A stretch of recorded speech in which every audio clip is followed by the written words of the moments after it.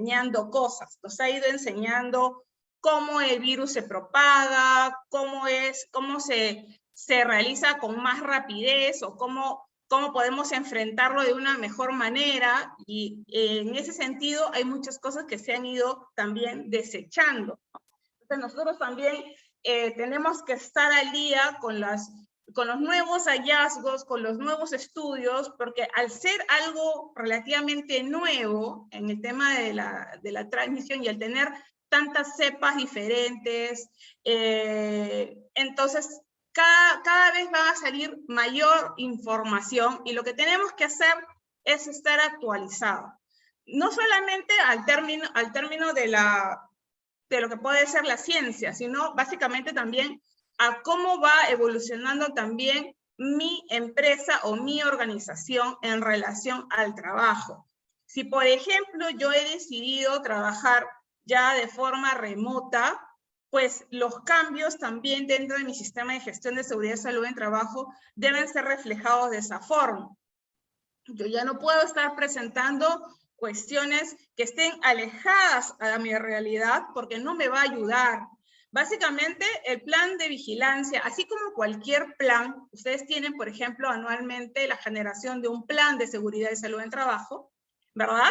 Que tiene programas. Eso ya varias veces lo hemos visto cuando hemos hecho los webinars de los sistemas de gestión en seguridad y salud en trabajo, o cuando hemos trabajado, por ejemplo, los objetivos, que lo trabajamos a finales de año. Por ejemplo, trabajamos bastante los objetivos al 2022, porque estos objetivos que yo tenía antes de pandemia ya no me van a ayudar a mi organización, porque yo ya tengo que tener ya un conocimiento, y tengo que tener claro que mi realidad es esta. Y si todavía vamos a esperar a que pase esto para que luego regrese, eso ya no se va a dar. Entonces hay que ser conscientes de que vamos a tener que establecer mis lineamientos acorde a la realidad en este momento, para que me sea útil. Porque en este momento es donde yo me tengo que apoyar bastante de mi sistema de gestión. Si es un sistema de gestión que está bien implementado, que está maduro, que tiene programas, que está bien establecido, que tiene un seguimiento, entonces yo me tengo que apoyar de este sistema de gestión para llevar todo lo que corresponde a la seguridad y la salud de mis trabajadores, ¿no? Entonces, en relación a eso, la organización también debe de prever, ¿no? Cuáles van a ser los riesgos que podrían afectar no solamente ya internamente al trabajador, sino también los riesgos al sistema de gestión, ¿correcto? Como en este caso, la pandemia, ¿ok? Entonces, considerando eso, así como cualquiera de los planes que hemos establecido a principios de año, este plan de vigilancia también tiene que ser actualizado. Por ejemplo, si yo cambio de nómina, o si yo cambio de profesional de la salud, o si yo hago modificaciones, o si yo me mudo, o si yo hablo de otra instalación, o si yo cierro una instalación, entonces ese plan tiene que estar modificado de acuerdo a mi realidad, ¿correcto? Entonces, como siempre vamos a empezar por la línea de tiempo, y la razón por la que empezamos con esta línea de tiempo es un poquito para refrescar con ustedes cómo ha ido evolucionando la norma en relación a la seguridad y salud en el trabajo. Entonces, actualmente tenemos la última modificación, que es la ley 31246, que modifica la ley 29783 en los artículos 49 y 60. Esa ley debería ya dentro de poco, si no es ya pronto, tener un reglamento, dado que siempre cuando hay una ley, pues espera que exista un reglamento que la soporte, ¿correcto? Pues todavía esa parte todavía no se da. Sin embargo, es la última modificación que hemos tenido en el 2021. Vamos a ver qué pasa en este año que recién inicia, ¿correcto? La línea de tiempo en relación a la normativa de COVID, pero solamente, esto no está ligado tanto al tema de la salud propiamente. Lo que he hecho aquí es básicamente orientado a lo que es directamente plan de vigilancia, prevención y control de la COVID-19 con respecto a la exposición de los trabajadores. Esto es relativo solamente al plan de vigilancia. ¿correcto? Entonces, en un momento teníamos, porque hay muchas preguntas, por ejemplo, decían, la 1275 es otra norma diferente a la 321, no entiendo bien cómo es esta parte, pero hay que entender que la 1275 es el decreto que nos indica de que mediante esta directiva administrativa es que se van a considerar los planes, pero es lo mismo, básicamente, ¿no? No es que sea algo adicional. Entonces, teníamos desde la 239 y luego hemos pasado a la 377, luego pasamos a la 448, luego hemos pasado a la 972, y de la 972 hemos pasado ya a lo que es actualmente nuestra directiva administrativa 321, que es la que actualmente rige la elaboración del plan de vigilancia, prevención y control de la COVID, ¿correcto? Para la exposición de los trabajadores. En esa parte todos debemos tener esa claridad, ¿correcto? Entonces, creo que está bastante claro eso ahí. Una consulta, ingeniera. Sí. Creo que, como dice que es la directiva 321, había otra directiva de lo que es planes de vigilancia, que es la 2725, creo, que habían publicado en el mes de diciembre del 2021. Ya, justamente por eso. Es que no hay otra. Esta es la directiva administrativa 321, la que es transversal. Ojo, justo ayer me preguntaban sobre, ¿y qué pasa con los protocolos sectoriales? Los protocolos sectoriales se mantienen vigentes. Es más, la norma, la directiva lo indica. Indica de que se tiene que hacer estos lineamientos, pero considerando las cuestiones que son propias del sector, así como el sector energético, como otros tipos de sectores que tienen sus propios protocolos, porque obviamente se desarrollan bajo una realidad. ¿Correcto? Esto es algo más transversal que les aplica a todos. Sí, ahí lo tengo en claro, que es la resolución ministerial 1275-2021. Sí, pero la 1275-2021 es justamente la que aprueba la directiva 321. No son cosas distintas, ¿correcto? Ah, ya, entonces esto es como una aprobación de la resolución que ahora nos está explicando, la 321, como dice.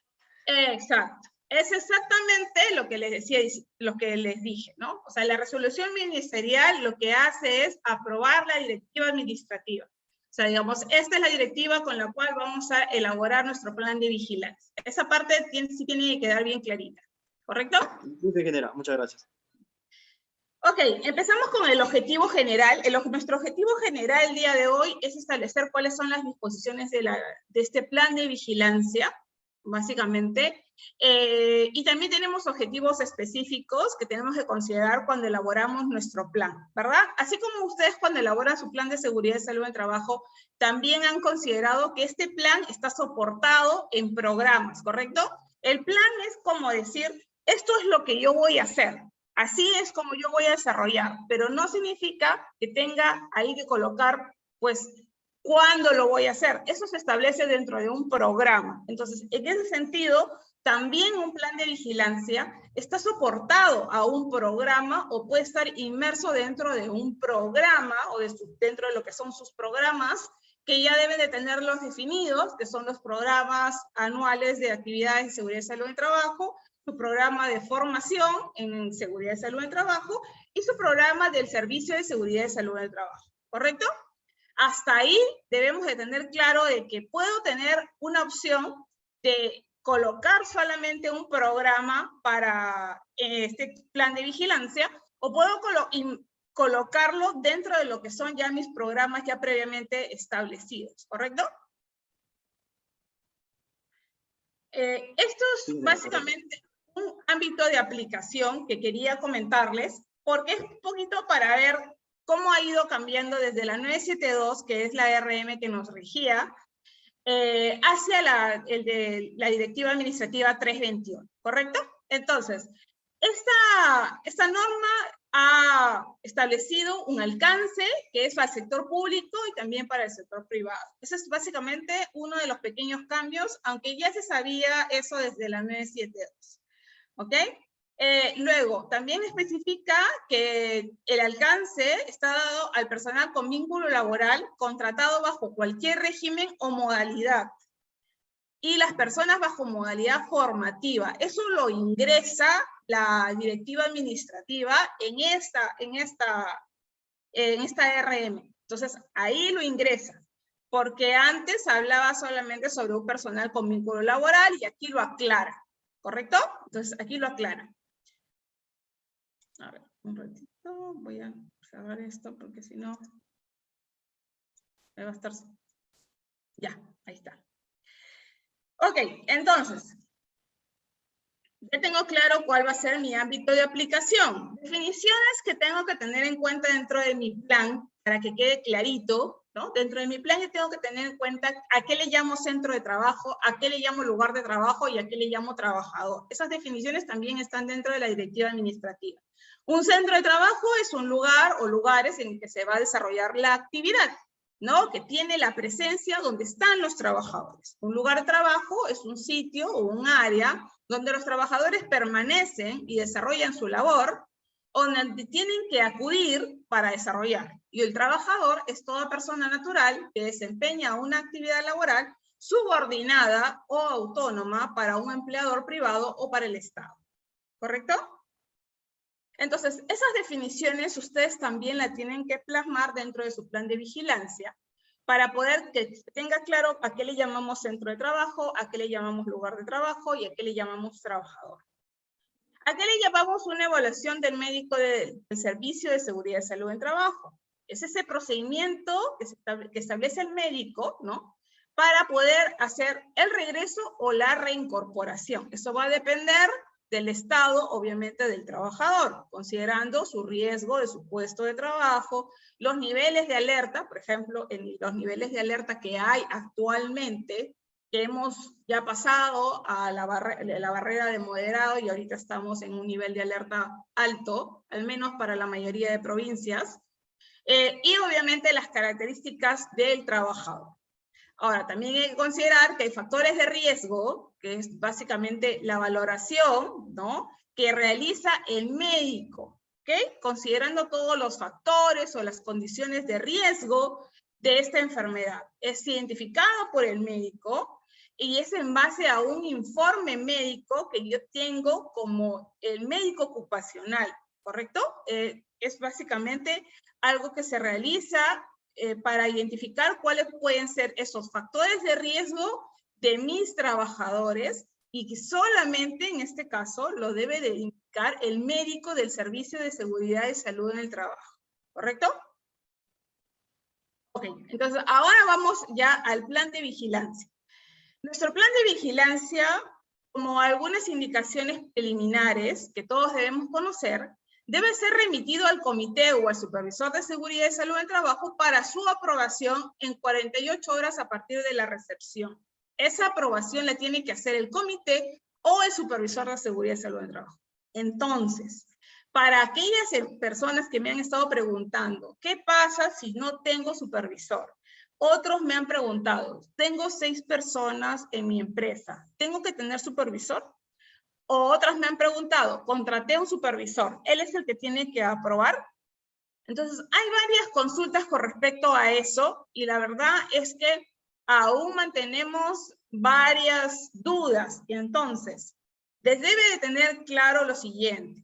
Si tú tienes una empresa de 20 trabajadores, debes de tener un comité. A partir de 20 trabajadores debes tener un comité. El comité es elegido mediante un proceso electoral. Ya también tuvimos, hace poco tuvimos el webinar, me parece que fue en diciembre, sobre los cambios que hubieron sobre las elecciones del comité, que es la 245.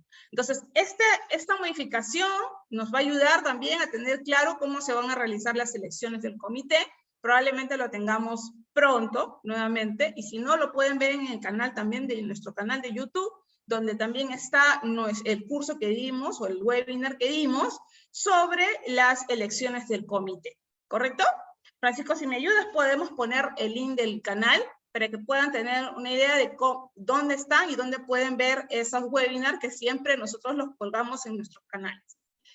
Entonces, una vez que yo he elegido a mi comité, mediante un proceso electoral, que ese proceso electoral tiene que seguir también un procedimiento, tiene que seguir ciertos pasos, ¿correcto? Lo mismo va a pasar con mi supervisor de seguridad. Mi supervisor de seguridad no es el supervisor de seguridad que yo contrato. No es, por ejemplo, tú vas a ser como puesto de trabajo dentro de la organización, dentro de mi organigrama, yo tengo el puesto de supervisor de seguridad, porque es esa persona que va a velar por la seguridad y que tiene todo el conocimiento para poder identificar cuáles son los actos, las condiciones inseguras o estándares, conoce el estándar, conoce el negocio, conoce los riesgos propios del sector, etc. Esa persona no forzosamente es la persona electa. Podría ser si está dentro de la nómina como un trabajador, pero no como un personal de dirección ni de confianza. Eso tiene que quedar bien claro, porque siempre hay las dudas de que ¿cómo hago la elección? O quién, yo ya he contratado un supervisor de seguridad, entonces ¿por qué tendría que tener otro? Nada más que apruebe, y no funciona así. El supervisor debe ser elegido tal cual el comité es elegido por los trabajadores bajo un proceso electoral.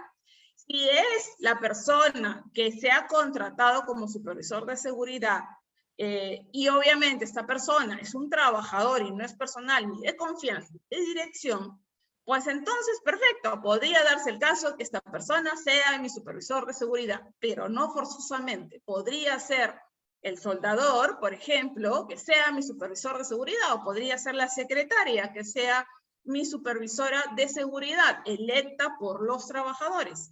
Y es ella quien tiene que aprobar este plan de vigilancia. Es ella quien hace la aprobación y tiene 48 horas para revisarlo y aprobarlo.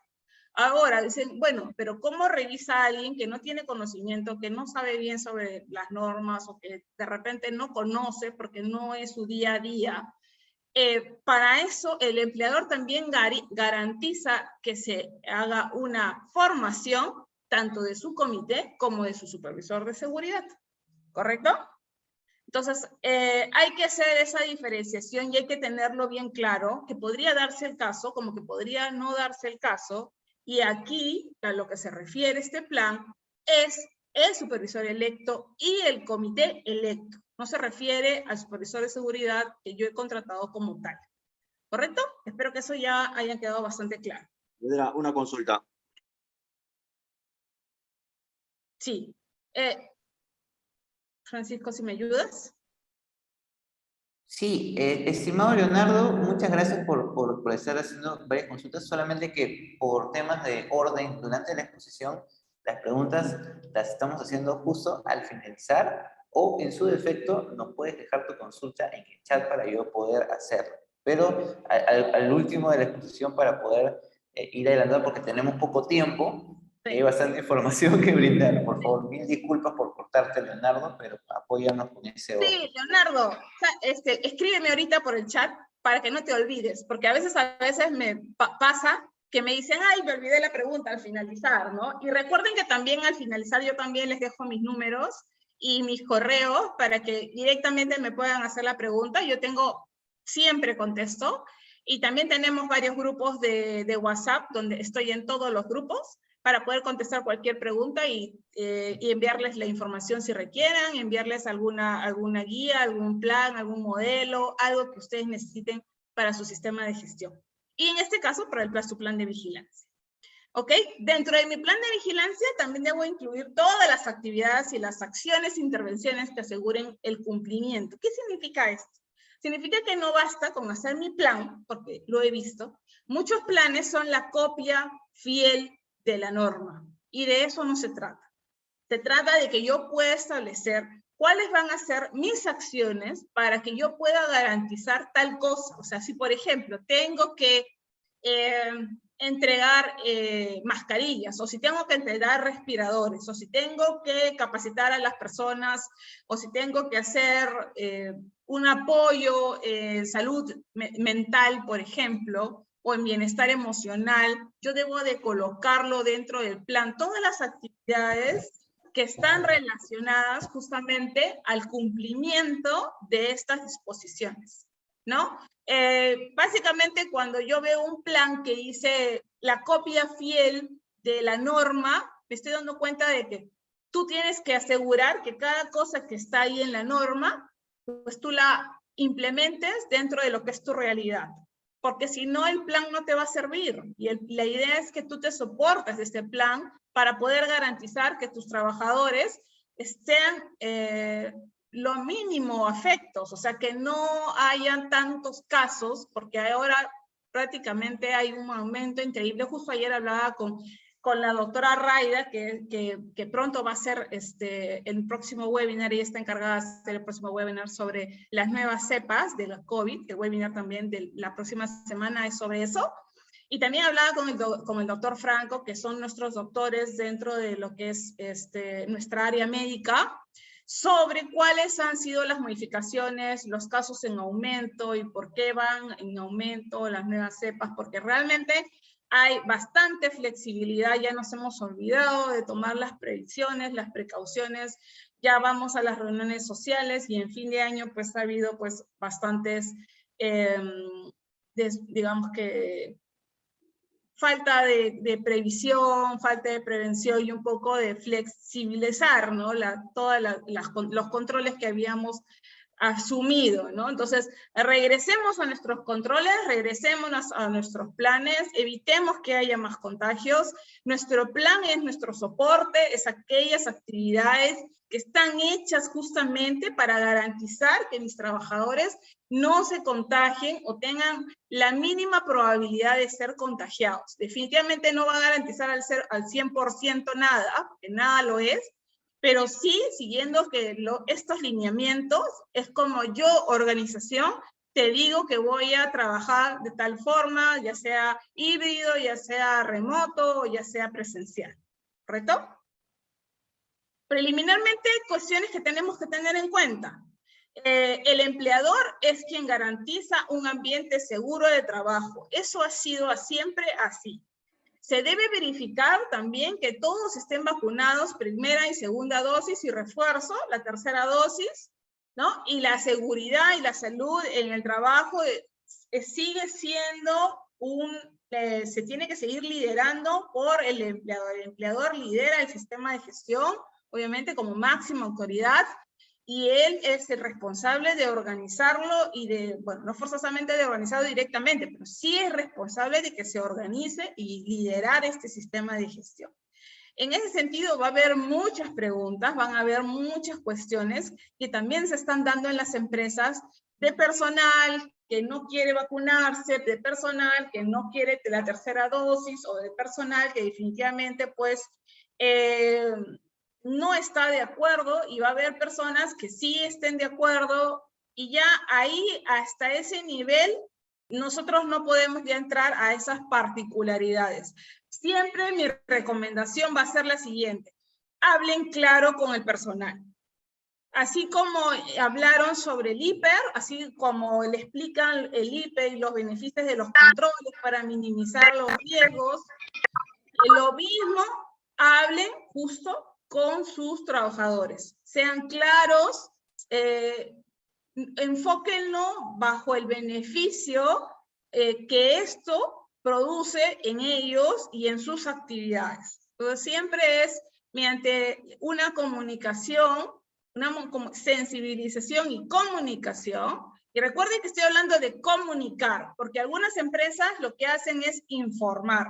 Informar es básicamente decir, bueno, aquí se entra a las 8 de la mañana, se sale a las 6 de la tarde, el almuerzo es tal hora. Eso es información. Información significa que yo no necesito una retroalimentación.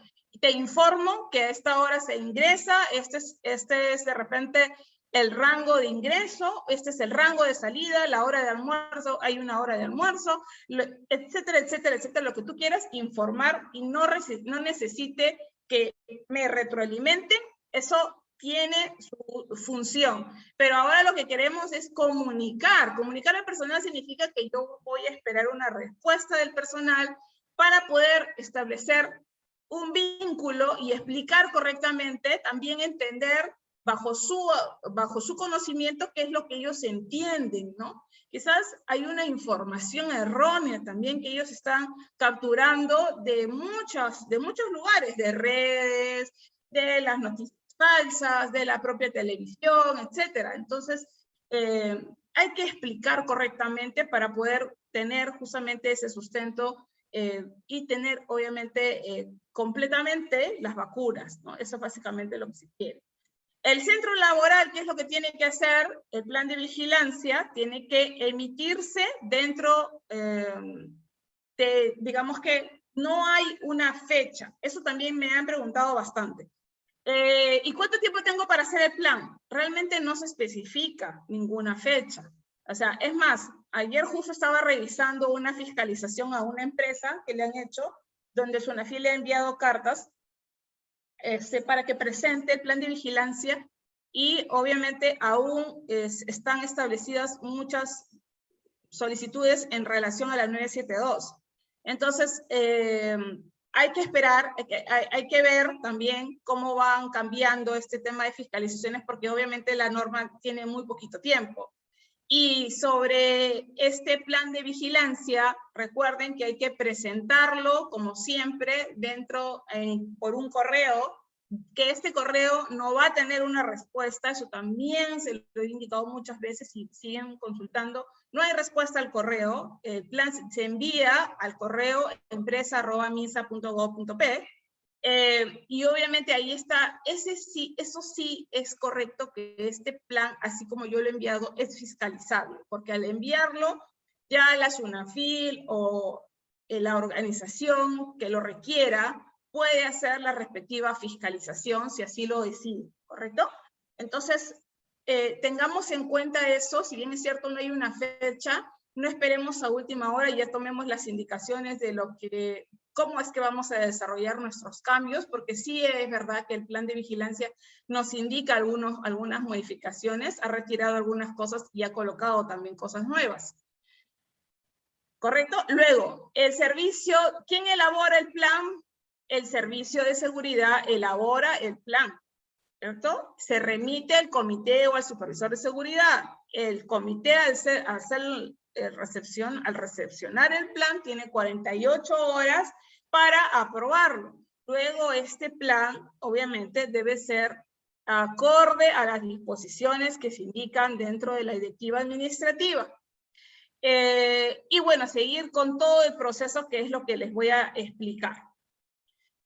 Dentro del anexo 5, ustedes van a tener una estructura del plan. Justamente en el anexo 5 es donde se establece la estructura de mi plan, indicando, por ejemplo, lo que tengo que colocar los datos de la empresa o la entidad pública, colocando la razón social, colocando el RUC de la empresa. Si desean colocar el representante legal, también lo pueden hacer. Ahí se colocan los datos de la empresa o la entidad pública.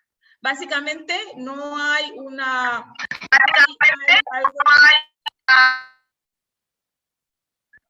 No hay a ver. ¿Ya? Ya. Ok. En los datos de la empresa no hay un lineamiento específico que diga, bueno, y estos son los datos que ustedes coloquen los datos de la empresa, los principales. ¿Correcto? La razón social, el RUC, la dirección, la provincia, las sedes, etc. Los datos del lugar de trabajo. En caso de tener diferentes sedes, diferentes áreas, les recomiendo que coloquen un poco qué es lo que se realiza dentro de esta sede. Eso también les va a ayudar para tener en claro. Dentro del plan hay mucho que tiene que ver con el contexto. Entonces, mi contexto de un almacén, o sea, o dentro de mi realidad, o dentro de mi alcance como almacén, va a diferir de mi alcance dentro de oficinas. Entonces, es importante también que ustedes colocan para qué está siendo utilizado esta sede, ¿no? De repente solamente es una sede administrativa o es una sede operacional, etcétera. Entonces, eso también podríamos colocarlo. Datos del Servicio de Seguridad y Salud del Trabajo, no solamente del médico. Si tú tienes a cargo un consultor en el área de seguridad o un ingeniero en seguridad y salud del trabajo, también debes colocar los datos de este personal. Entonces, por ejemplo, en los datos del lugar de trabajo podrías colocar cuál es tu sede principal, cuáles diferentes tipos de sede. Podrías colocar también el número de trabajadores que tienes por sede para tener ya un contexto claro de dónde tienes mayor cantidad de personal. la dirección o las direcciones de las diferentes sedes. En los datos del Servicio de Seguridad y Salud en el Trabajo tienes que tener en cuenta, si vas, como la norma también lo aprueba, digamos, tú puedes tener un personal propio que vea tu Servicio de Seguridad y Salud en el Trabajo, o puedes tener un personal terciarizado que también vea tu servicio, o puede ser una situación mixta, donde tengas el médico dentro de tu planilla, pero tengas al ingeniero afuera o viceversa, ¿no? Entonces tú ya defines tu organización, cómo tienes tu servicio de seguridad y salud en el trabajo, bajo qué has optado, ¿correcto? Entonces está el asesor, podrías colocar al médico, puedes colocar al profesional de salud si tuvieras, puedes colocar a la enfermera, podrías colocar al psicólogo, por ejemplo, si tuvieras, al asistente social, si así lo has considerado dentro de la organización de tu servicio de seguridad y salud en el trabajo, ¿correcto? Para los datos del Servicio de Seguridad y Salud del Trabajo, vamos a colocar dentro de lo que es la nómina, al menos para lo que te indica como el médico ocupacional, ¿no? O el profesional de la salud, debe haber varios datos. Y la razón por la que hay más datos de este profesional es porque él va a ser responsable de ingresar muchas veces los casos, ¿no? Dentro de lo que es el SICOVID. Entonces, el tipo de documento tiene que estar, porque ha habido realmente mucha informalidad con respecto a los profesionales de la salud. Y hay médicos donde se tienen estos datos, pero los médicos ni siquiera saben que forman parte de esta empresa, o de repente en algún momento han formado parte, pero se les sigue presentando como su profesional de la salud. Eso ha pasado en varias empresas, ¿no? Donde en algún momento han tenido un profesional de la salud que les ha dado todos sus datos, pero ya no pertenece a la empresa, pero sigue esta persona como la siguen presentando como su responsable. Hay que tener mucho cuidado con eso, porque eso es bastante fiscalizable y obviamente el profesional también puede denunciar por el uso indebido de sus datos. Entonces, hay que tener en cuenta quién es mi profesional de la salud, colocar los datos actuales de lo que yo tengo dentro de mi organización.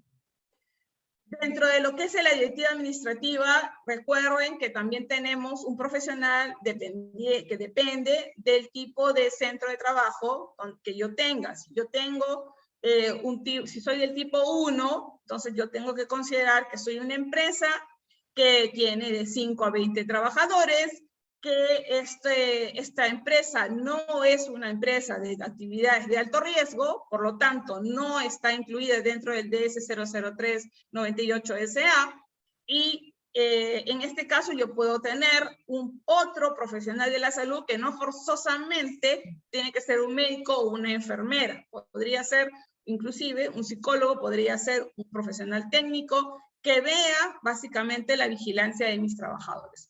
Ojo, este profesional, este técnico, esta persona, no es la persona que tiene que entregar los resultados de los exámenes médicos. No confundan una cosa con otra. Este profesional solamente está para garantizar que se cumplan los lineamientos de tu plan de vigilancia. No es para que haga la función de la vigilancia médico-ocupacional, porque hay cuestiones que solamente lo puede ver un médico, y eso tiene que estar bien claro. Mi profesional de la salud no es quien me va a entregar mis resultados de mis exámenes médicos. Él está para velar por que los lineamientos se cumplan, los lineamientos del plan de vigilancia, ¿ok? Y así ustedes van a elegir dependiendo qué profesional les aplica. Si es del tipo 2, si tengo hasta 20 trabajadores, si soy del tipo 3, tengo de 21 a 50, si soy del 4, de 51 a 100, del 5, de 101 a 500 y del 6, de más de 500 trabajadores. Dependiendo del número de trabajadores, yo considero tener un profesional o profesionales, ¿no?, que van a velar por el cumplimiento del plan, ¿correcto? Entonces, también hay que especificar y hay que también ser claros de que dentro de mi plan yo tengo que colocar quién es. Dentro de mi plan de vigilancia tengo que colocar aquí que he considerado. ¿Y por qué lo he considerado? Bueno, si soy de tipo 1, entonces mi profesional tiene que ser una persona o un profesional que tenga una capacitación mínima por un instituto superior. Entonces, cuestiones ya de perfiles de puesto están dadas también dentro de este anexo. Dentro de este anexo también ustedes van a ver qué debe cumplir este profesional para que yo lo contrate. Porque ha pasado, por ejemplo, que contratan profesionales que no cumplen con estos requisitos. Entonces, no les va a servir de nada tener un profesional, si ustedes son, por ejemplo, del tipo 4, pero que no tenga las competencias, que no tenga capacitación universitaria, que no tenga un diplomado, que no tenga... Entonces, contraten a personas que cumplan con el perfil dependiendo del tipo de centro de trabajo que ustedes sean. También es importante, y eso también está definido dentro del anexo 1 de esta directiva administrativa. ¿Ok? Dentro de lo que es la nómina de trabajadores. En la nómina de trabajadores, dentro de su plan, ustedes van a colocar cuáles son su personal, cuáles sus datos, apellidos, nombres, régimen. Cuando pongan el régimen, tienen que colocar si esta persona también trabaja dentro de lo que es la planilla, si está de forma presencial inclusive, ¿no? Si va a trabajar de forma presencial, si va a trabajar de forma híbrida, eso se coloca en la modalidad de trabajo, por ejemplo, ¿no?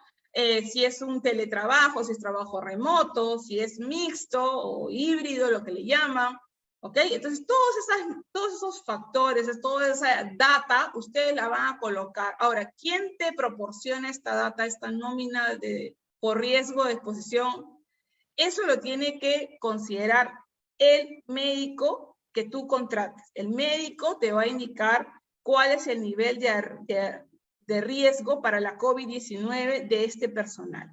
No es lo que a ti te parezca, es lo que indique el médico. La nómina normalmente está firmada inclusive en muchos casos por el médico a cargo. Él es el que va a decidir de acuerdo al rubro de la empresa, al puesto de trabajo, al contacto con otras, al puesto, a la forma de trabajo, etcétera, a las actividades que se realizan, si este es nivel de alerta, dependiendo que es muy alto, moderado, bajo, o medio, bajo, ¿no? Entonces, y dependiendo también de otras actividades o de otros factores de riesgo que pueden ser las comorbilidades que pueden presentar por cada uno de los trabajadores. Es por eso que esto lo coloca el médico.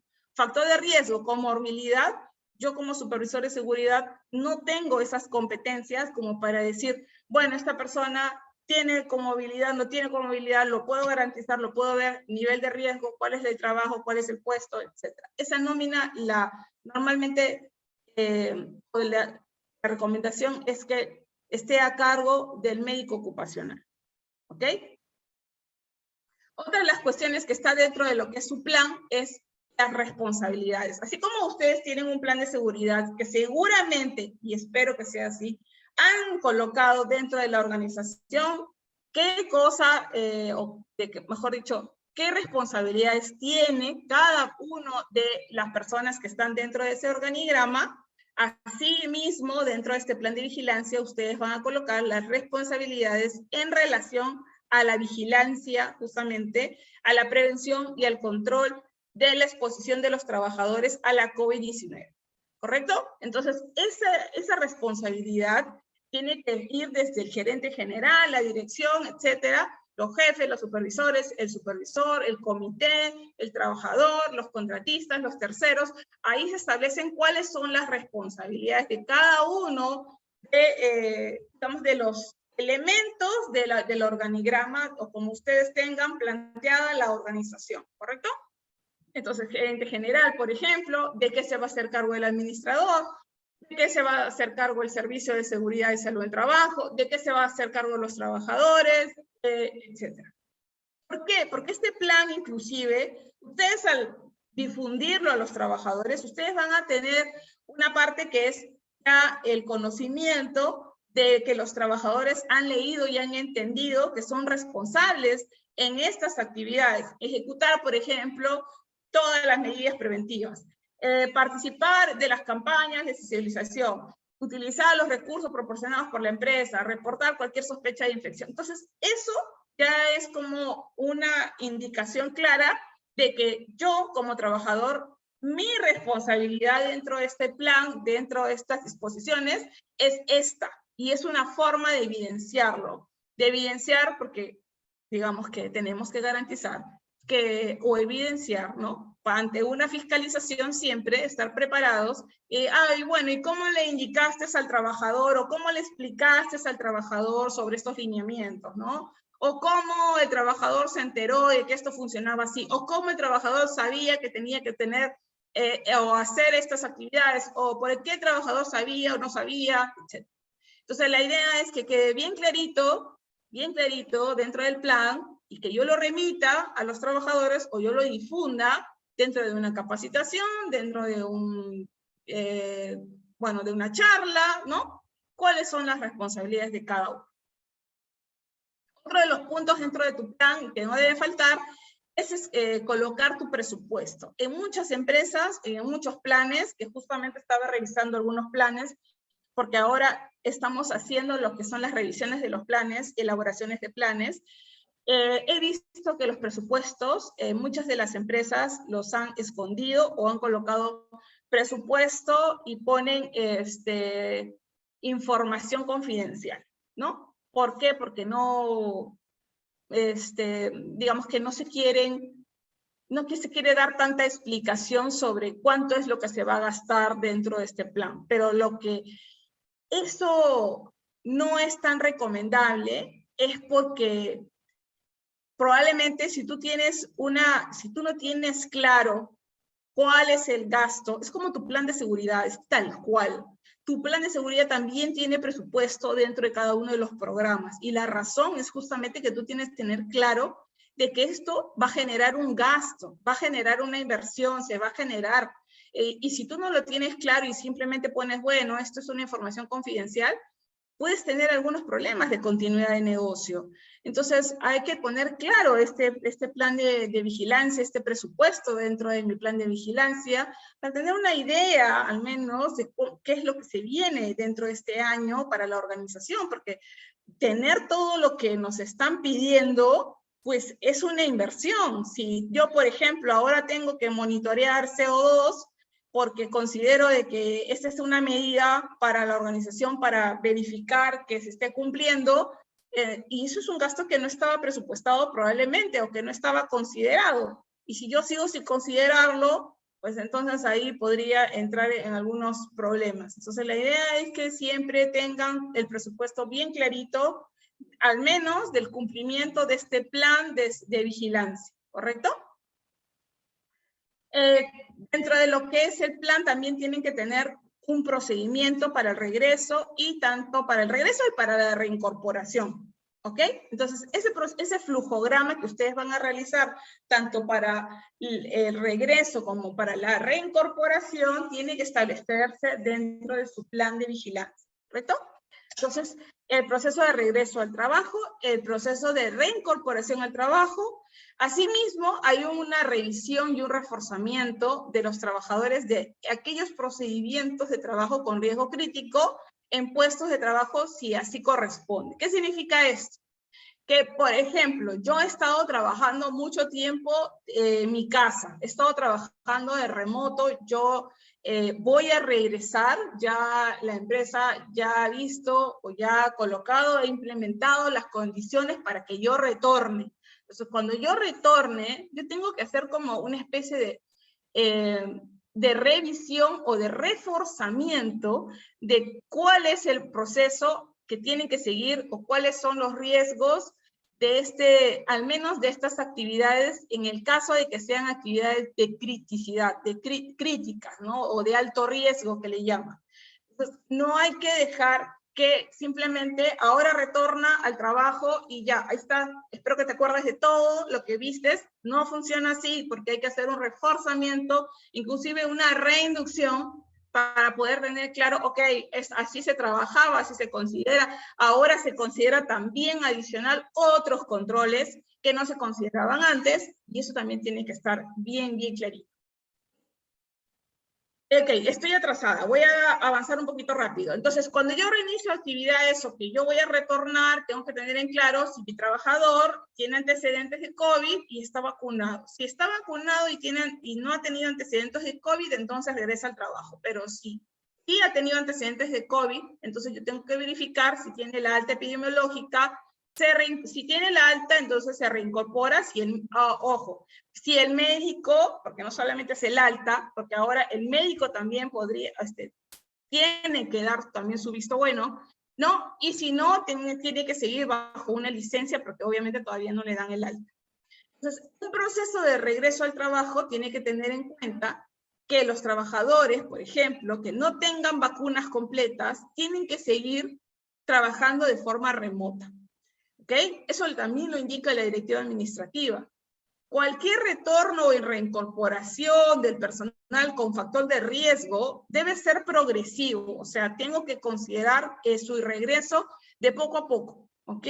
Considerando también los aforos, considerando que yo haya tenido también todos los controles previstos, porque por ejemplo, si yo no voy a poder respetar las distancias, si yo no voy a poder respetar la ventilación, si yo no voy a poder darles ciertas condiciones, es mejor que mantengamos el trabajo de forma remota. El problema es cuando no se puede hacer, porque algunas personas así, bueno, qué fácil, vayamos todos a forma remota, vayamos todos a... No se puede hacer todo de forma remota.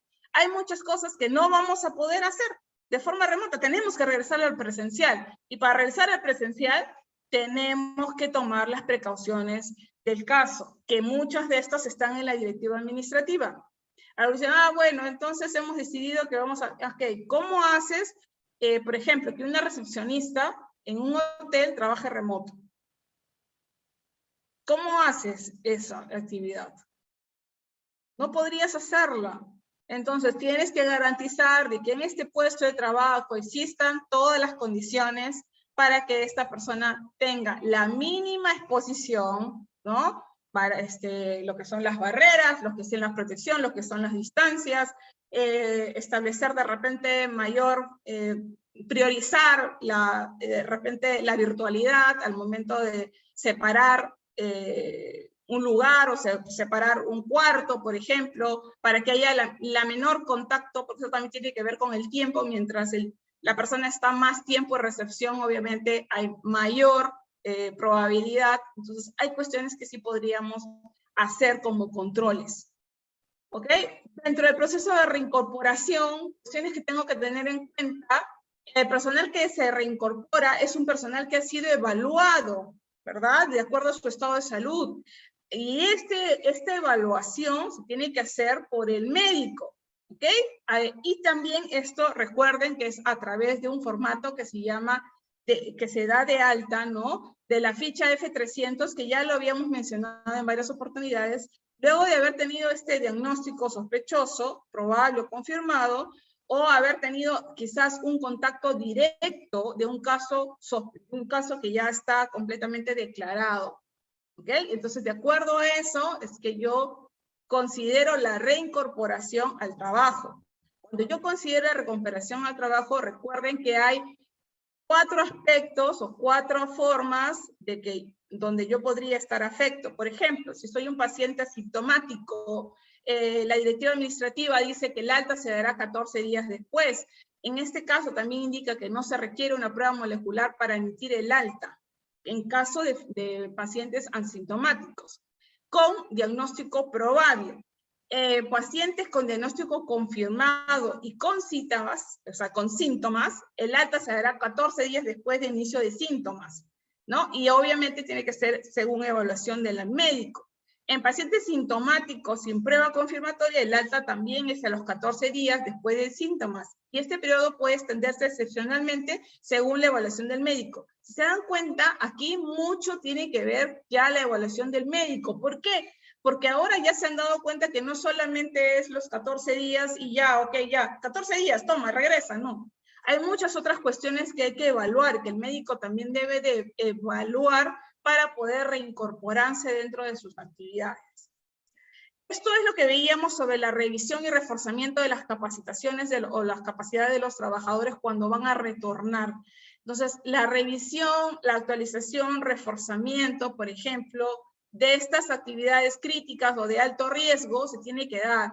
Este reforzamiento es bajo qué función voy a realizar en mi trabajo, en mi actividad. puede ser presencial, puede ser virtual, y eso se tiene que dar antes de reincorporarlo en el caso del trabajador o antes de que el trabajador retorne al trabajo. Para el proceso de regreso o reincorporación de los trabajadores que, por ejemplo, se encuentran en un factor o pueden estar dentro de lo que son los factores de riesgo, hay que tener en cuenta cuándo es que ellos van a retornar. Y para eso se ha considerado, ¿no?, los trabajadores, por ejemplo, con algún factor de riesgo, cuyas labores sean de alto, muy alto, que estamos hablando de profesionales normalmente de la salud o personal que tenga contacto, ¿no?, con alguien que esté enfermo, ¿no?, solicitan regresar y reincorporarse, esta directiva administrativa te dice que debe pasar por una evaluación individualizada de tu médico del Servicio de Seguridad y Salud en Trabajo, firmando una declaración, y te da el anexo 9, ¿no?, donde se establece dentro de la directiva administrativa que yo soy consciente, pero también hay una parte donde dice, ok, sí soy consciente de que estoy reincorporándome y que estoy regresando al trabajo, pero eso no significa de que me van a decir que yo soy responsable de cualquier cosa que me pase, ¿no? O sea, eso también lo especifica dentro del anexo 9 y eso también hay que tenerlo en cuenta para el caso de reincorporación o de retorno al trabajo, o de regreso, ¿no? Otra de las cuestiones que deben de tener dentro de su plan es la lista de chequeo de la vigilancia del COVID. La lista de chequeo es parte también de un anexo donde te dice qué es lo que vas a hacer en el caso de, por ejemplo, la limpieza del centro de labores, la desinfección del centro de labores, si se evalúan las condiciones. Entonces yo tengo como un checklist que tengo que realizar, ¿no?, para verificar que yo estoy cumpliendo con todos los lineamientos. Si se aplica, por ejemplo, la ficha sintomatológica, si se identifica y se aísla los casos sospechosos, se identifica los contactos con casos sospechosos, se realiza un seguimiento clínico, todas esas. Este checklist está también dentro de lo que es en el anexo 4, pueden también ver las medidas de higiene, la sensibilización de la prevención del contagio y las medidas preventivas. Entonces ese anexo 4 es como un checklist que simplemente ustedes van a colocar cumplo, cumplo, cumplo, cumplo. Ojo con ese checklist que solamente cumplo, cumplo, cumplo, porque realmente si tú no cumples algo, pues debes de colocar cuáles son los detalles o en qué futuro lo vas a hacer o en qué momento lo vas a realizar y por qué no lo cumples. Porque si, por ejemplo, pones cumples y se fiscaliza, pues entonces estarías cometiendo una falta, porque no estás realmente siendo consciente de que sí se puede cumplir, porque en algunos casos quizás puedes establecer otro tipo de controles y evidenciar esos controles, ¿ok? La vigilancia también está dentro del anexo 4. Esa lista de chequeo es una guía de unos componentes mínimos que debo considerar para poder establecer lo que es mi plan de vigilancia.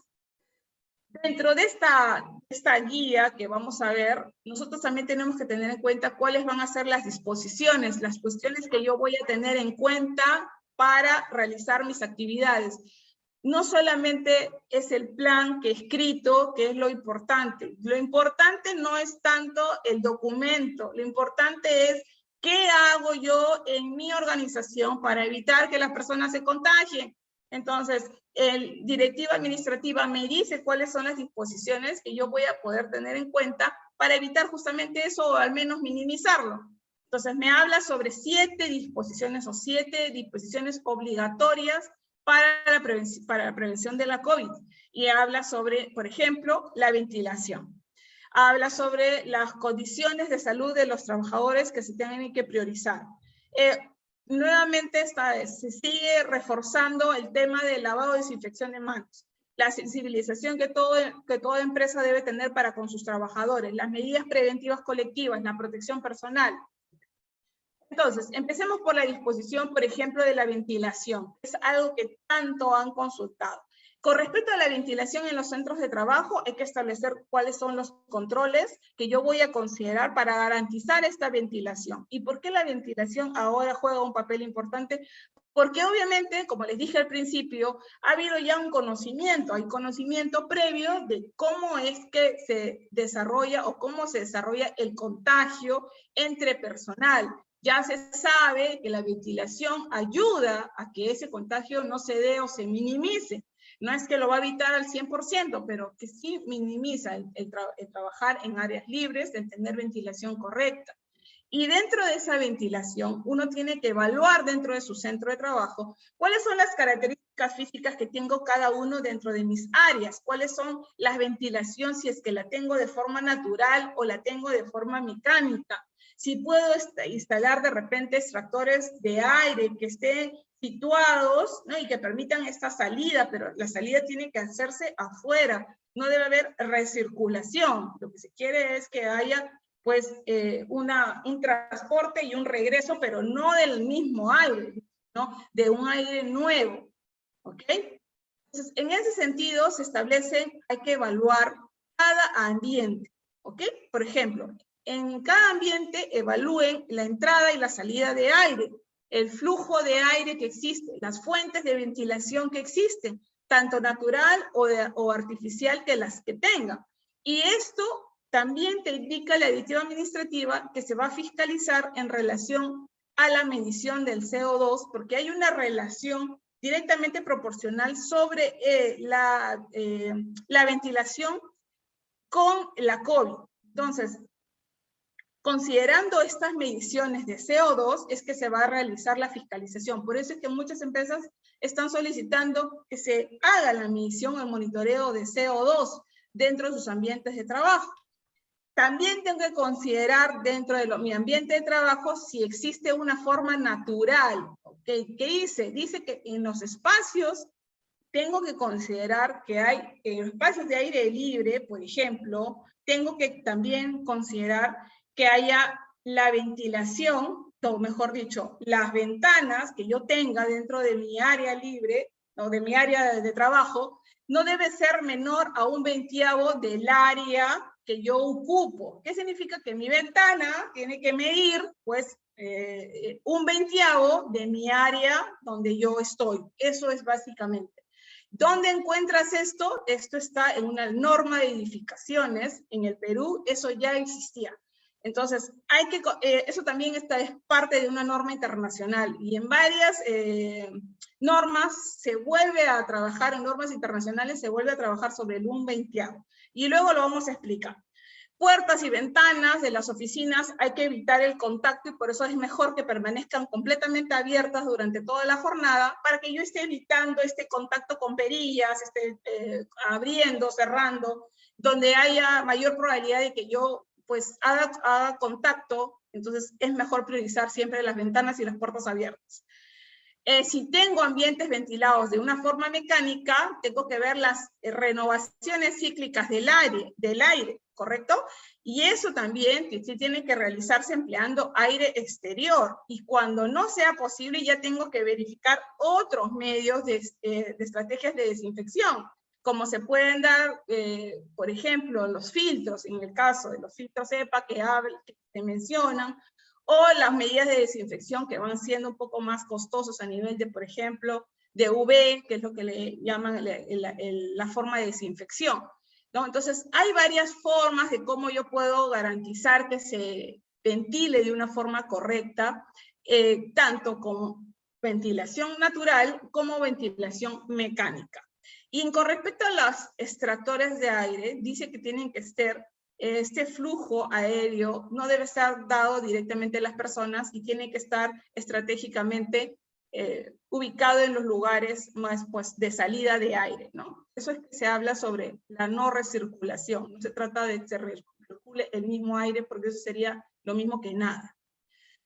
La medición del CO2, ¿por qué es tan importante? Para empezar, el CO2 es un gas, ustedes ya saben, es un gas inodoro, incoloro, es más denso que el aire. ¿Qué significa que es más denso que el aire? Que tiende a reptar, es un gas que está en las partes bajas. Vamos a encontrarlo de una forma natural, en concentraciones normales, está en el aire, ¿no? Digamos que se encuentra en el aire entre unas 300 y a unos 500 partículas por millón, dependiendo de qué entorno vamos a medir, pero eso es aproximadamente el nivel que trabajamos de CO2 o el que vemos encontrar comúnmente. Este CO2, obviamente, cuando, por ejemplo, ustedes saben que existen los extintores de CO2, ¿correcto?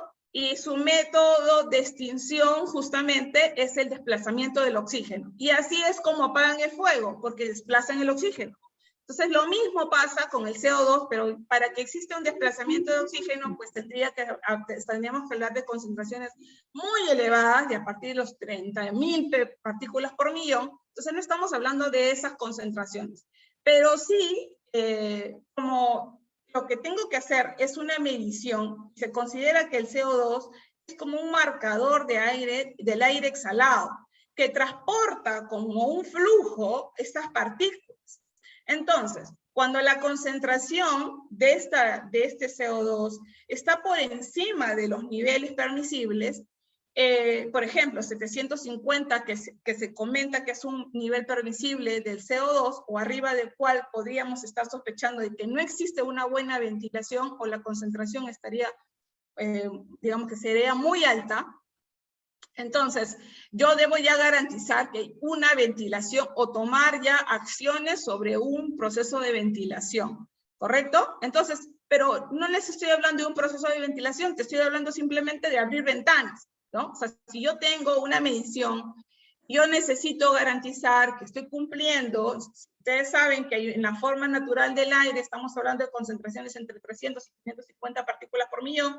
Pues entonces, para poder garantizar que se esté cumpliendo esta medida, pues lo que yo hago es establecer una mejor ventilación. Y por eso es que se habla de ventilación, por ejemplo, cruzada, ¿no? El término cruzada significa que yo tengo una ventilación de una entrada y una salida de aire, y que se realice ese cruce. Ahora, no forzosamente tiene que ser un cruce así, podría ser un cruce en la misma dirección. Eso también es algo que se tiene que considerar.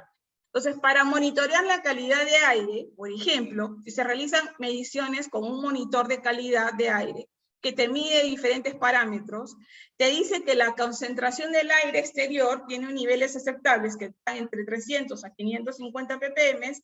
En el aire interior las concentraciones no deberían ser superiores a los 700 ppm, por encima de los niveles del dióxido de carbono existentes.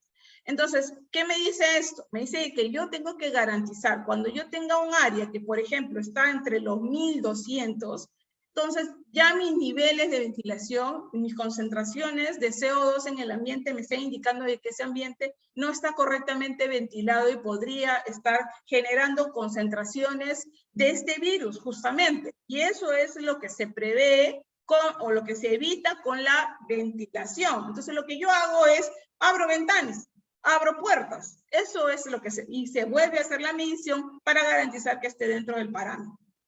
Entonces, yo tengo una ventilación cruzada, si se dan cuenta, tiene mucho que ver con la dirección del viento, por dónde está ingresando, pero también uno tiene que garantizar, ya por edificación, a veces no es tan probable de que yo pueda garantizar que vaya a haber ese un veintiavo de área de ventana, porque en muchas instalaciones, es más, en muchas instalaciones están diseñadas para que no haya ventanas, que las ventanas sean, y que todo se trabaje con aire acondicionado.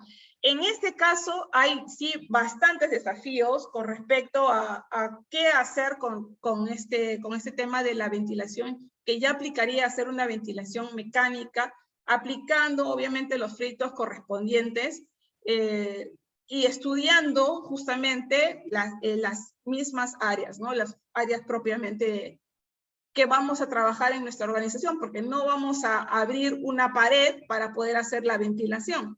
Podríamos hacer algunas modificaciones, ¿no? Podríamos hacer algunas modificaciones en relación a ventanas, en relación a ingresos de aire, establecer claramente que se debe de estar con las ventanas abiertas, con las puertas abiertas para garantizar la ventilación.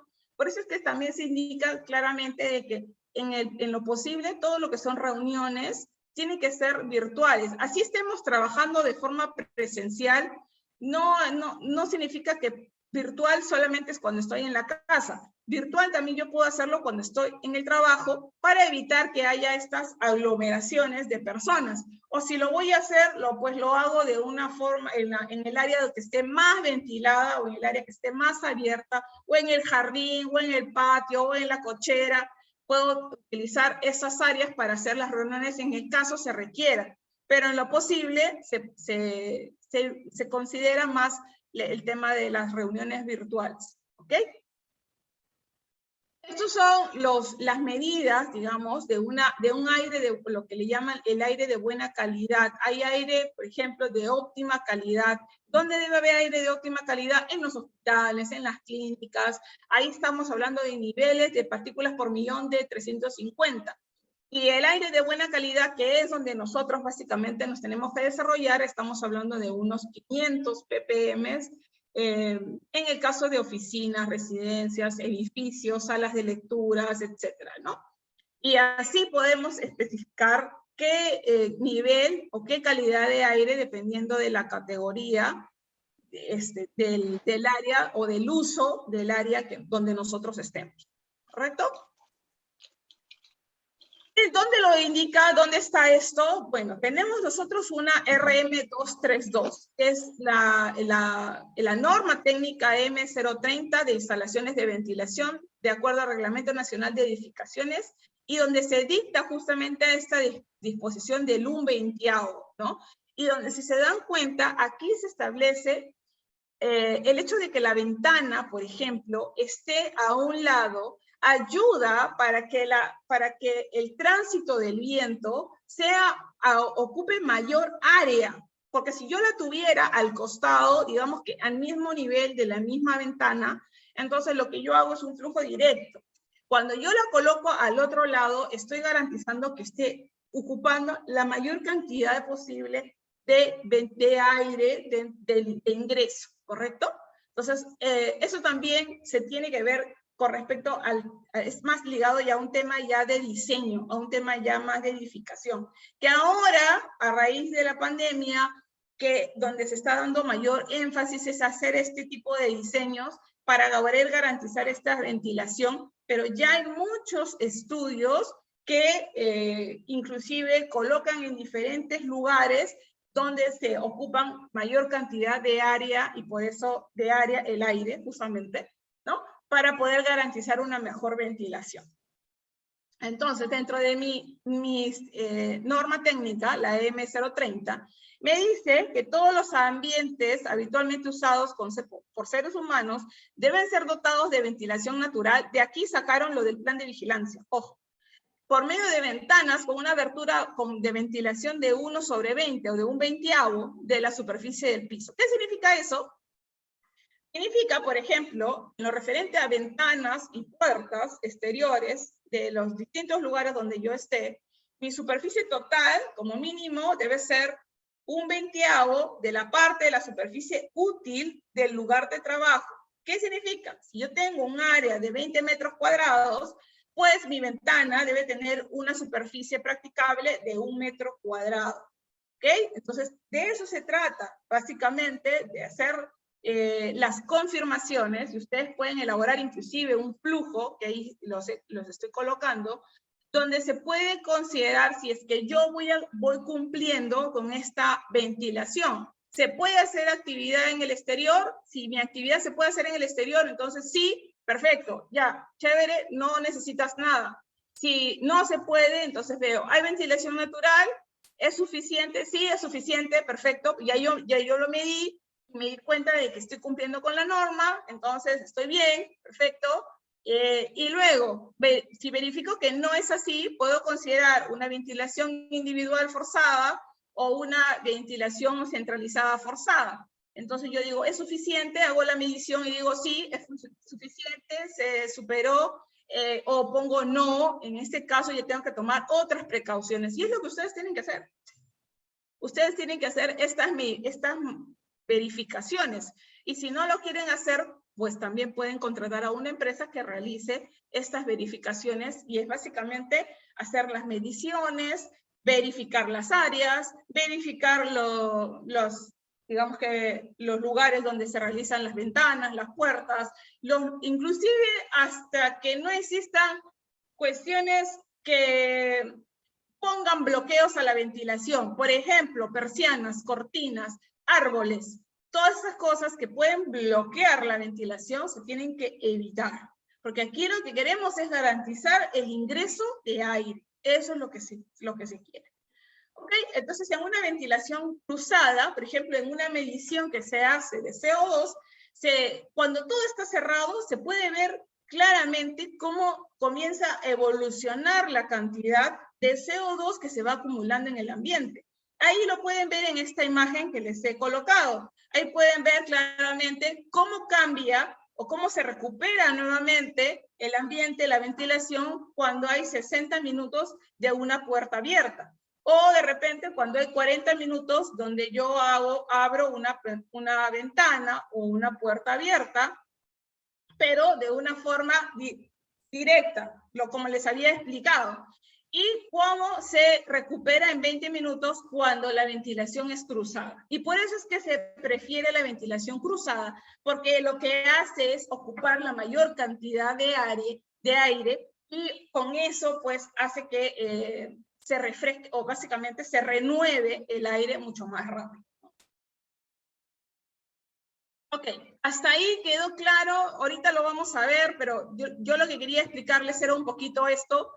Me explayé bastante en esto, ¿por qué? Porque hay muchas preguntas con respecto a esto, nos ha tocado varias preguntas, y es un poquito que he estado revisando para poder darles un poquito más de claridad respecto a estas mediciones de CO2 que ustedes pueden realizarlas también. Nosotros estamos en este momento haciendo estudios para varias empresas sobre estos planes de vigilancia porque están integrados, ¿no? El plan de vigilancia no solamente es copiar y pegar la norma, sino ¿qué más? Hay que establecer mi cumplimiento con respecto a la ventilación. ¿Y cómo restablezco mi cumplimiento? Hay que hacer estudios, hay que evaluar cada una de las áreas en el caso que esté bajo trabajo presencial.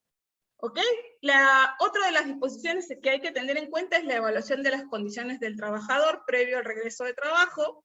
En este caso hay que identificar, ustedes saben, los factores de riesgo, hay que identificar los puestos que son imprescindibles y para eso, justamente, esta directiva administrativa también te da un esquema que te dice, ¿no? Si es un trabajador remoto,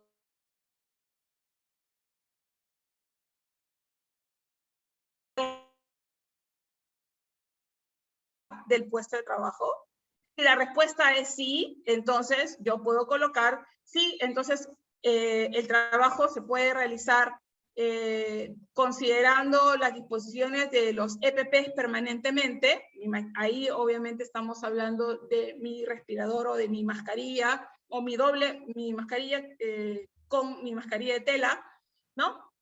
Sí, y el trabajador cumple con los criterios médicos ocupacionales para el puesto de trabajo, sí, entonces puedo realizar un trabajo semipresencial o presencial, ¿ok?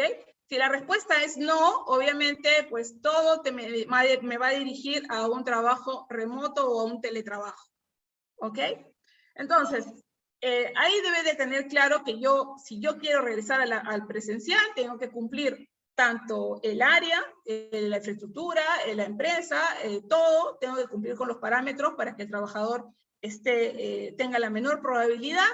Tengo que dotarlos de mascarillas o de respiradores, dependiendo, y el trabajador debe cumplir con todos los criterios médicos para poder retornar. Entonces, si esas tres cuestiones se aplican, puedo pensar en un trabajo presencial o uno semipresencial. Si no se aplica alguna de ellas, entonces regresaremos con el remoto o con el trabajo o el teletrabajo. Otra de las disposiciones que deben de considerar dentro de su plan y que debe estar dentro de su plan es los puntos de lavado y desinfección de manos.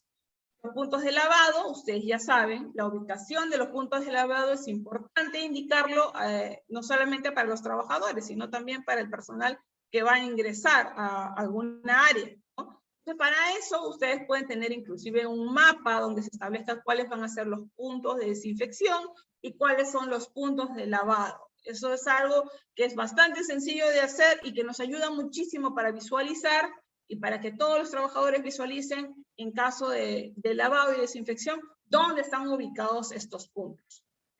Y también indicar que siempre se mantiene que sobre la cabeza o sobre el lavabo se tiene que establecer la infografía para el lavado correcto de manos y también mi señalización para la obligatoriedad de esta actividad, de esta ejecución, ¿correcto?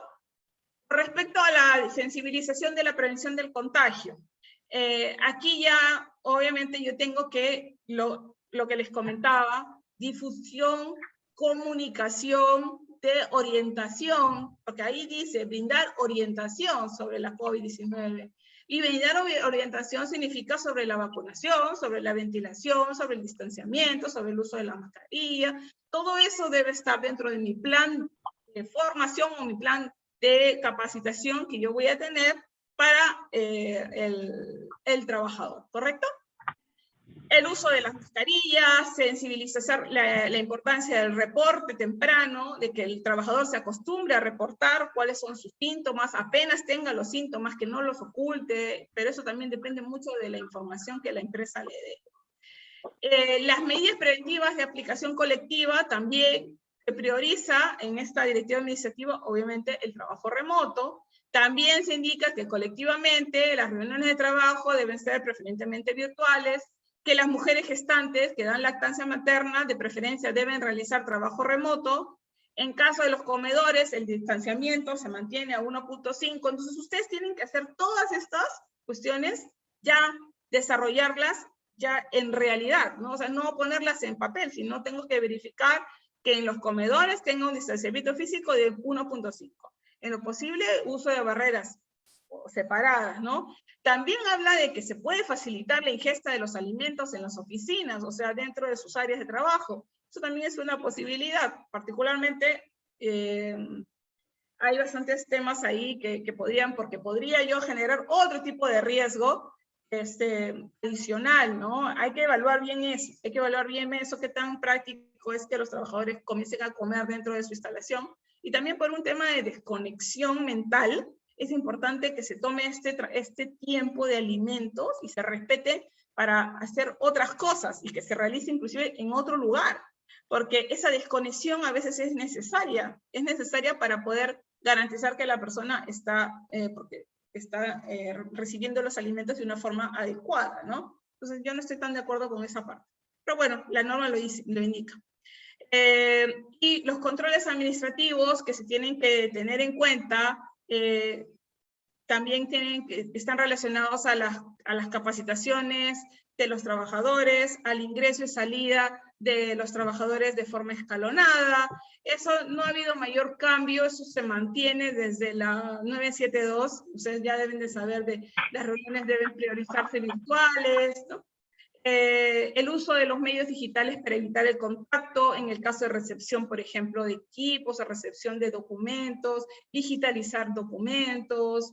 Ayer justo me hicieron rápidamente un trabajo de las firmas digitales, con eso ya se evita que uno tenga que estar haciendo la firma o trayendo el documento, ya todo se está trabajando de forma muy, muy virtual, ¿no? Para todo lo que es la identificación de los factores de riesgo, tengan en cuenta que para eso existen estos tipos de riesgo puestos, ¿no? Con diferente nivel de riesgo. Y eso, ¿quién lo decide? Recuerden de que eso lo tiene que decidir el médico del Servicio de Seguridad y Salud en el Trabajo, quien es el que determina estos niveles de riesgo en función de los puestos de trabajo, de las actividades que desarrollan, y también de los contactos con el público en general. Por ejemplo, si tengo un contacto o si tengo un riesgo bajo, significa que mi contacto con público general, mi distancia es mayor de 1.5. No tengo frecuentemente contacto, casi nada. Y tengo la posibilidad de utilizar una barrera física. Entonces, eso es un puesto de riesgo bajo. Un puesto de riesgo bajo no tiene contacto con público, tiene la posibilidad de estar a más de 1.5 metros, no tiene o casi frecuente contacto, ¿no? La barrera física es posible colocarla y obviamente no tiene ningún contacto con personas que se sospecha o se conozca que puedan tener esta enfermedad, ¿ok? Cuando hablo de riesgo mediano, estoy hablando de personal que tiene contacto con público en general o con personas, ¿no? Con una distancia que es menor a 1.5, que es frecuente el contacto y que no se puede utilizar una barrera, ¿ok? Y que en este caso no hay tampoco contacto con personas sospechosas, En este grupo podrían estar, por ejemplo, los puestos de trabajo de educación presencial, los comerciantes, los vigilantes con contacto con público. Si tengo un personal con riesgo alto, significa que este grupo lo incluyen los trabajadores de las ambulancias y los trabajadores de las funerarias, porque en este caso yo no puedo establecer ninguna distancia. Parte de mi trabajo es hacer esto, entonces no puedo establecer barrera física, y sí hay un contacto con un sospechoso o con un confirmado. Entonces, según eso, yo considero mi riesgo alto. Riesgo alto, por ejemplo, para los trabajadores que realizan estos trabajos en la morgue, que realizan las necropsias, hay un riesgo alto, porque en este caso sí hay un contacto, sí hay atención directa, sí hay una exposición, y inclusive también se puede considerar que hay manipulación de muestras para tener este riesgo muy alto. ¿Ok? La ficha sintomatológica se mantiene, hay que presentarla. Los trabajadores que retornen o se reincorporen deben presentar su ficha sintomatológica, y se puede utilizar los medios digitales para emitir o recibir dicha firma. Algunos de los cambios que hay es que han agregado que esta ficha no significa, toma, acá está la ficha. No. Esta ficha tiene que ser previamente explicada y entregada por el empleador, ¿no? Explicada y entregada. Entonces, cuando te digan, a ver, ¿cómo evidencia usted que le explicó el contenido de la ficha del trabajador? Establezcan sus evidencias de cómo se explicó y cómo se entregó al empleado, ¿ok? Lo mismo pasa con el flujo de comunicación que yo tengo que tener, que tiene que ser bien entendido por todos los trabajadores. Hasta la fecha, hay muchas empresas que, ay, tengo un caso y ahora no sé qué hacer, y no sé a quién llamar, y no sé a quién acudir, y no sé qué es lo que se hace, y no sé el paso 1, el paso 2. A estas alturas debe haber claridad en el sentido de que, ok, hay un caso sospechoso, ¿qué hago? ¿Qué es lo que, a quién voy a dar alerta? ¿Cómo voy a realizar la comunicación? ¿Qué situación está? Si se tiene que hacer de repente una evaluación por el médico, si se ha aplicado la ficha, revisar la ficha sintomatológica, etcétera, etcétera, etcétera, y hacer el seguimiento. Es el flujo que se requiere y que todos debemos de conocer, todos los trabajadores deben de conocer.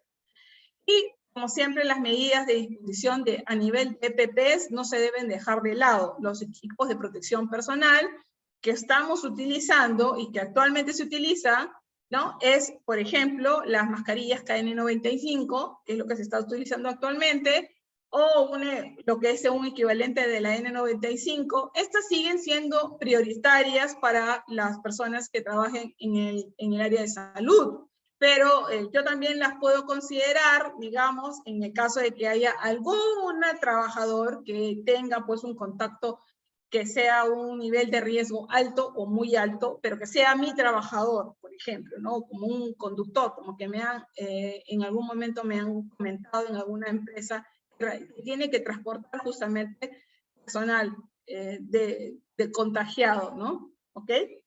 Entonces, para eso, el anexo 3 de esta directiva administrativa nos dio un cuadro donde se establece cada uno de los CPP requeridos dependiendo del nivel de riesgo y considerando el nivel de riesgo que sea muy alto, que sea alto, mediano o bajo.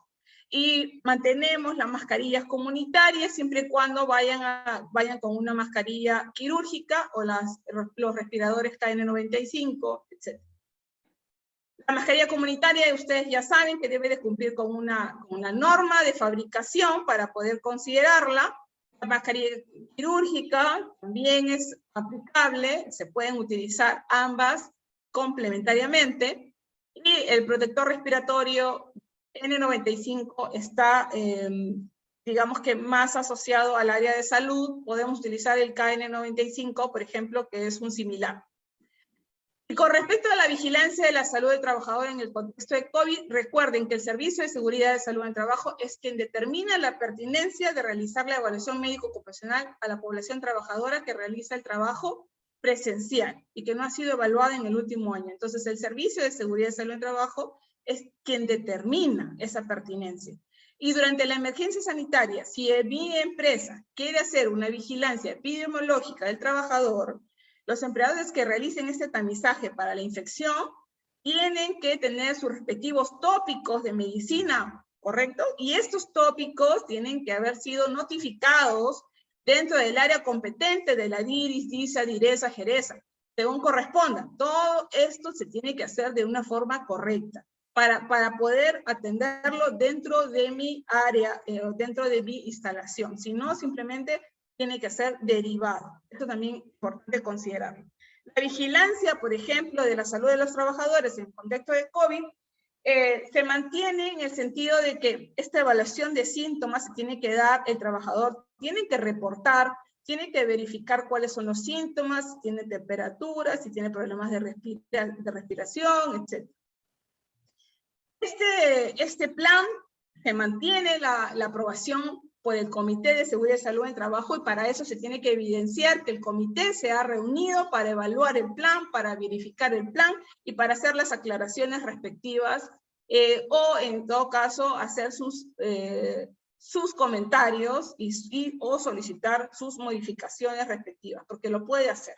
El comité no simplemente va a recibir el documento y lo va a aprobar, el comité lo va a revisar, va a poder aportar, dar sus aportes, recomendaciones, verificaciones, va a solicitar quizás más datos del médico ocupacional, va a solicitar alguna data de algún especialista. El comité está en toda la facultad de poder tener en claro cómo se va a llevar a cabo este plan de vigilante. ¿Ok? Recuerden que para una empresa de hasta 4 trabajadores que no se encuentre incluida, o sea, que no sea de actividad de alto riesgo, también es importante, vayan al anexo 6. En el anexo 6 van a tener una lista de chequeo resumida para que igual estén cumpliendo con todos los protocolos de vigilancia para sus trabajadores, aunque sean solo 4. Es importante cumplir con la vigilancia, y para eso está el anexo 6. Esta directiva administrativa también lo indica.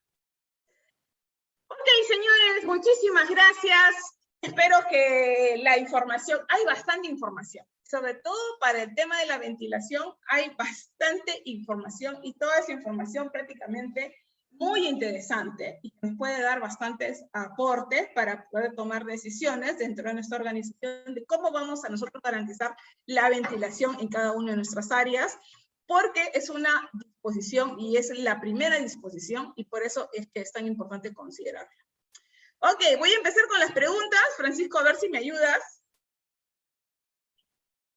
Sí, ingeniera, tenemos un montón de preguntas. Ya, a ver, vamos con las preguntas. A ver.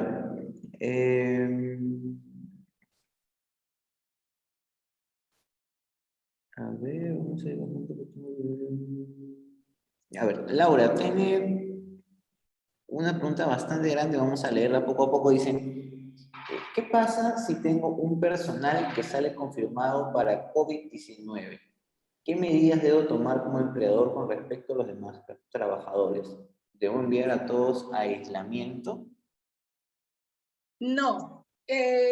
Para eso tienes que, obviamente, respaldarte de tu médico ocupacional. Él tiene que verificar cuál ha sido el contacto y va a hacer las entrevistas respectivas a todas las personas que han estado justamente relacionadas a este trabajador. Entonces, considerando esa evaluación médica, es que tú vas a tomar la decisión. De repente hay que enviar a casa a alguna persona que ha estado directamente en contacto y hacer el aislamiento, o de repente el médico decide de que no sea así, porque ve que no ha habido mayor contacto, o de repente por tiempos, o de repente por área, va a depender, y es mejor que te lo garantice tu médico para que puedas tener la certeza de que mandes a personal, porque yo sé que es muy complicado mandar personal a casa cuando a veces no puede hacer ese trabajo de otra forma que no sea presencial, sobre todo. Pero, dado que ya ha estado en contacto con uno confirmado, entonces es el médico que tiene que ver qué personas van a estar en aislamiento preventivo, qué personas están en aislamiento preventivo y qué personas, pues no. Eso ya lo decidirá tu médico ocupacional. Correcto, ingeniera, muchas gracias. Acá tengo una pregunta de Elizabeth también, que la he escuchado varias veces. también con las empresas con las que hemos trabajado, con las que estamos trabajando, si las empresas por el número de trabajadores no están obligadas a tener médico ocupacional, es válido que la licenciada pueda dar las aptitudes o tenga la facultad de solucionar los puntos que piden que sean por el médico ocupacional, dado que si la empresa no tiene médico y opta por enfermero, es porque no tiene un presupuesto para pagar un médico. Sí, claro. Justamente por eso es que existen estos tipos de empresas, tipos de centro de trabajo. ¿Por qué? Porque obviamente cuando salió y decían, bueno, todo lo va a ver el médico ocupacional y que todas las empresas tengan médico ocupacional, ¿de dónde vamos a sacar los médicos ocupacionales si no hay tantos en el Perú, ni siquiera? Y todavía con las competencias que estaban solicitando, pues la probabilidad era nula. Entonces, justamente por eso hay 6 tipos de empresas donde tú puedes optar por el profesional que va a velar por la vigilancia de este plan. Pero no hay que confundir, porque hay cuestiones que no las va a poder ver el profesional de la salud.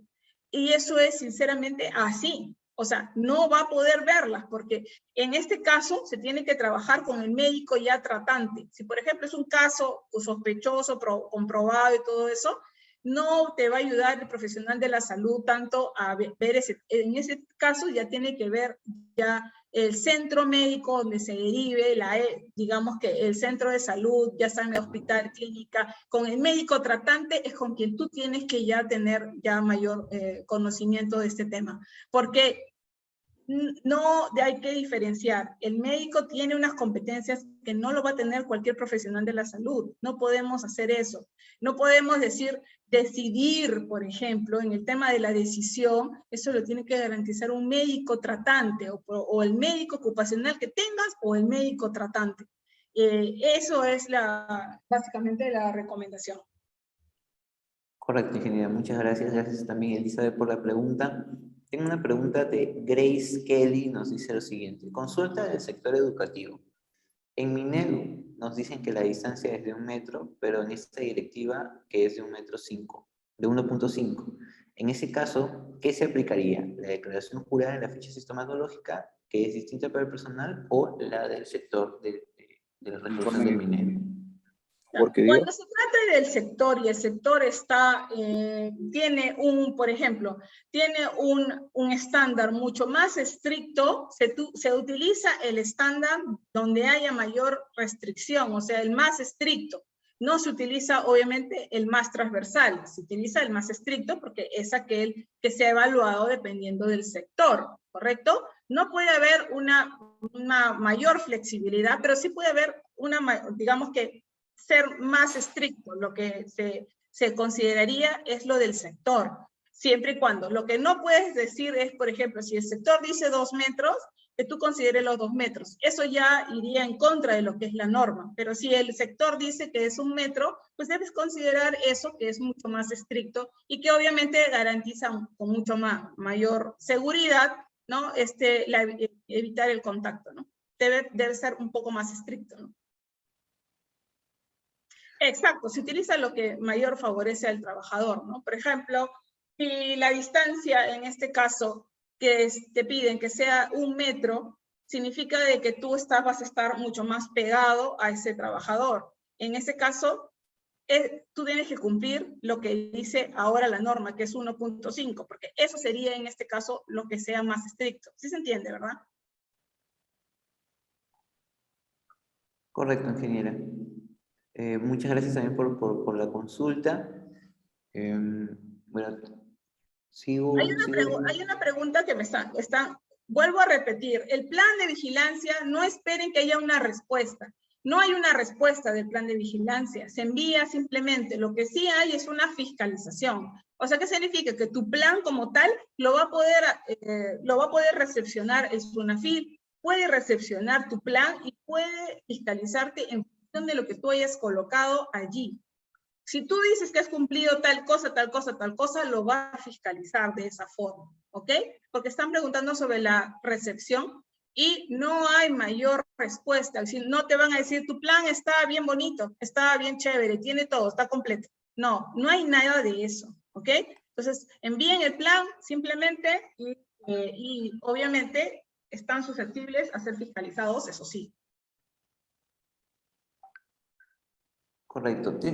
Hay una pregunta que se repite bastante y que creo que también nos las hicieron en webinar pasado sobre este tema de las dosis del personal, de qué hacer cuando mi personal no se quiere poner las dosis y lo vengo a trabajar, no vengo a trabajar. No sé si Genia nos puede apoyar nuevamente lo que habíamos conversado ya en anteriores transmisiones con respecto a este tema. Sí, también lo mencioné durante el webinar, les indiqué que cuando se trata de cuestiones bastante personales, con respecto a creencias y temas ya de paradigmas que muchas personas lo pueden tener muy aferradas a estos paradigmas, estas creencias, a esta quizás desinformación inclusive, hay que optar siempre por la claridad y por especificar por qué esto es beneficioso para ellos o por qué esto es beneficioso para toda la organización. Porque a estas alturas yo no puedo pensar ni como trabajador ni como empleador de forma individual. Yo tengo que pensar en forma colectiva, porque es la única forma de cómo vamos a salir adelante. Una empresa necesita trabajadores, pero los trabajadores también necesitan de la empresa. Entonces, es una sinergia, no es una ni lo otro. Es trabajar en equipo y garantizar de que por qué, o que se entienda claro por qué es importante establecer la vacunación y también respetando, obviamente, pues, porque inclusive he visto que hay temas de creencias religiosas, inclusive, que impiden, en algunos casos, he escuchado sobre la vacunación, no sé si será verdad, pero hasta me han indicado cuestiones ya religiosas que están relacionadas a la vacunación. En ese sentido, siempre claridad y establecer lo que es más beneficioso para el colectivo, porque recuerden, estamos saliendo de esto, ahora vienen otras cosas más y comienza a haber otra vez este tema de nerviosito, de que sí, existe, hay que establecer bastante claridad, volver a reforzar, porque es importante tener información de fuentes fiables, de fuentes correctas, no dejarse llevar tanto por las redes, por los audios. Ayer recibí un audio sobre, por ejemplo, tantos muertos en no sé dónde, y que estamos viniendo, y que se viene la tercera, la cuarta, la quinta. Por favor, la información tiene que ser de fuentes fiables y para eso nosotros podemos optar por canales de comunicación que sean válidos para que puedan tener mis trabajadores, mis colaboradores, la información más adecuada y obviamente pues a veces son producto de los miedos, ¿no? Y mientras yo tenga mayor información voy a tener mayor seguridad. Y eso es importante también de garantizar como organización. Correcto, ingeniera Diana, muchas gracias. Renato, sí, antes que terminemos, Renato, te escucho. Francisco, hay que establecer, Renato estaba con... ¿Aló? Hola, Renato. ¿Aló? ¿Qué tal? Buenos días. Ok, muchas gracias.